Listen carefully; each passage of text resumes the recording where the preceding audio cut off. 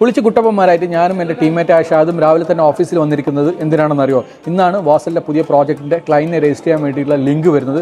ആ ലിങ്കിലേക്ക് ക്ലൈൻറ്റിനെ രജിസ്റ്റർ ചെയ്യാൻ വേണ്ടിയിട്ടാണ് ഡോക്യുമെൻറ്റ്സ് ഒക്കെ ആയി ലാപ്ടോപ്പും തുറന്ന് നമ്മൾ ഇരിക്കുന്നത്. അങ്ങനെ 2 മണിക്കൂറത്തെ കാത്തിരിപ്പിന് ശേഷം ലിങ്ക് വന്നു. ലിങ്കിൽ നമ്മൾ ക്ലൈൻറ്റിനെ രജിസ്റ്റർ ചെയ്തു. ഷാദ് നമ്മുടെ കമ്പനിയിൽ ജോയിൻ ചെയ്തതിന് ശേഷമുള്ള ആദ്യത്തെ ട്രാൻസാക്ഷൻ ആയതുകൊണ്ട് തന്നെ അവന് ഇച്ചിരി ടെൻഷൻ ഉണ്ടായിരുന്നു.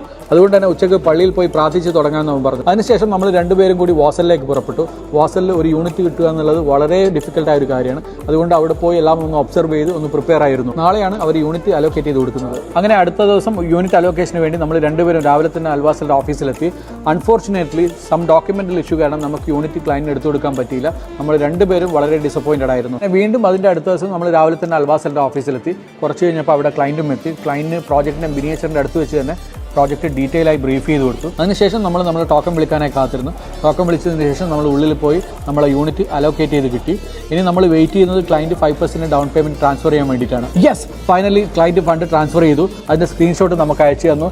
അങ്ങനെ ഷാഹിദ് നമ്മുടെ കമ്പനിയിൽ ജോയിൻ ചെയ്തതിന് ശേഷം ആദ്യത്തെ ട്രാൻസാക്ഷൻ ക്ലോസ് ചെയ്തിരിക്കും. നമ്മളെല്ലാം ഹാപ്പി ആയിരിക്കണം. നമ്മൾ ടീം മെമ്പേഴ്സ് മൊത്തം ഇവിടെ ഉണ്ട്. As A leader it's very proud moment for me.